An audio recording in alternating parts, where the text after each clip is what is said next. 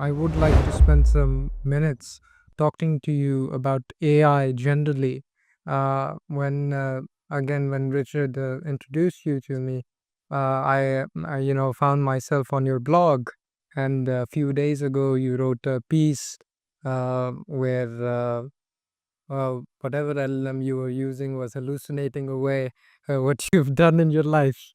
And so, there's a lot of things going on with AI that, I think, given your sort of current activities with the Foundry and Techstats, I imagine you're in touch with on a daily and practical level. There's talk about AGI, the risk, stuff like that. Uh, Generally, if you were to speak on AI, what do you think is the core sort of value proposition that's being offered to someone that's not necessarily an AI scientist or an AI engineer, or someone that's directly involved in the development of the technology, but rather detached from it?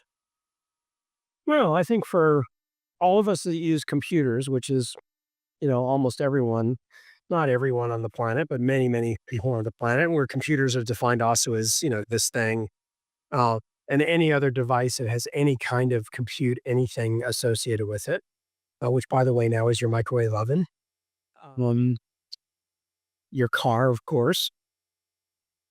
What, uh, what we're dealing with and what we benefit from is just another evolution of a very, very long arc of software.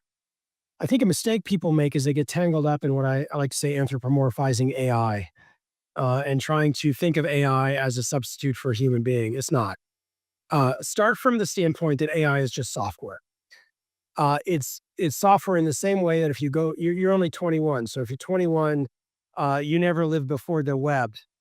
But if you go and you're 21, you probably had an iPhone as your first phone device or something like an iPhone or Android, no?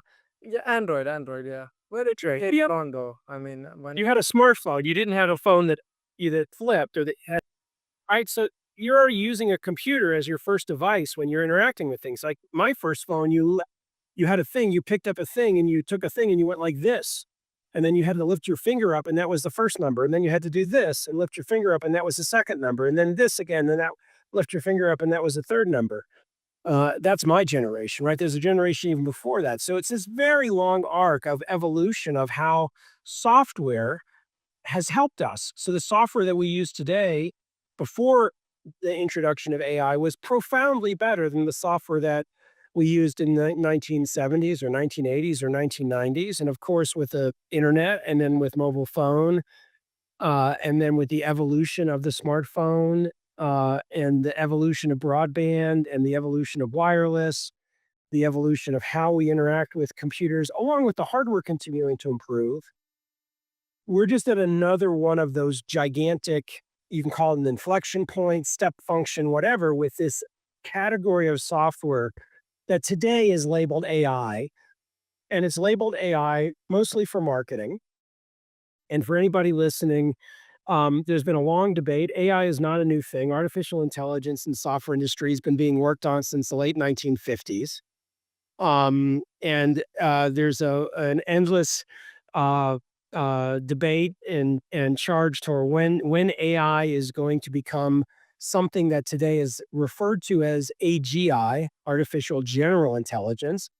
The marker for AGI is that the AIs are more intelligent than humans. What does that mean? Um, right. So it's a debate that you can get sucked into. I think a mistake though for a person that's a user to think, oh, this AI thing is a substitute for thinking. And you see it now. It's the verbiage is all just marketing. You now see the AI tool. You type something in, it says thinking. And like, come on, what that really is it says processing a whole bunch of stuff to try to come up with my response, which is no different than computers have ever been doing. Now, is it doing it differently? Is it doing it with of course, that's part of the beauty of it. A phrase you're gonna start hearing, I think, over and over again is marketing because Um, I think that it doesn't matter what I think.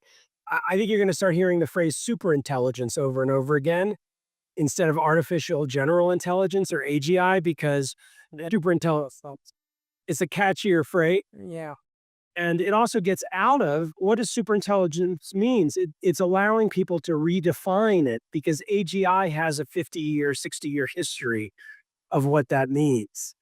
And then the last thing you have is this sort of what does it mean in the future? Like how should I worry about it? I mean, my first comment in the today is it is evolving very rapidly. It is an amazing tool in lots of different places, but it is still a tool. It is not a replacement for critical thinking. The number of things I'm on the receiving end of from people where they type something into ChatGPT or Claude, get a response and send it and say, see, this is the answer, where just that response is just wrong. Or there's something about the response that has makes no sense. Or it's just it's a response, it's just a generic response, not useful. Now, there's a lot of stuff where you can get very useful and deep responses, but you still have to think about it. You still have to engage with it. And of course, the tools are rapidly evolving so that in addition to being able to interpret what you ask it better, it's using much more of the web infrastructure and current information to give you that feedback back. But just as people saw yesterday, I think it was in the news yesterday. Um, there was something in XAI, which is the Musk X Twitter now X and XAI AI thing called Grok that suddenly started to incorporate a bunch of anti-Semitic responses in its responses. And the question, well, why is that happening? Well, the technologists can say all kinds of things. It's one of those things is we're not totally sure why that started happening, which is scary in and of itself. But fundamentally, it has to do with what the models are trained on, the data they're trained on, and how the models are configured. Because really, all you're doing when you're typing a question into the thing is you're then asking some giant database model somewhere in the cloud, which is another abstraction that we have in computing, to do a whole bunch of mathematics to figure out what the best response to you is. And if that mathematics is tuned a certain way, it gives you a certain response. If it's tuned another way, it gives you a different response. So it's this, this idea of how you engage with it. One thing I would encourage everybody just to end this thing. If you're an end user and you're using whether it's Grok or ChatGPT or Claude or Gemini, and you ask it a question, ask it a series of do two experiments. One, ask it a series of challenger questions. Are you sure about that? And maybe make a specific thing. Are you sure about specific thing in the response? Or ask it, that doesn't feel right. Did you lie to me about such and such and such and such? Or use a technique called the 5 whys, which if you're not familiar with, look on Wikipedia. It's well defined on Wikipedia, which when something gives you something, you ask it a series of whys. And you can be as simple as just asking,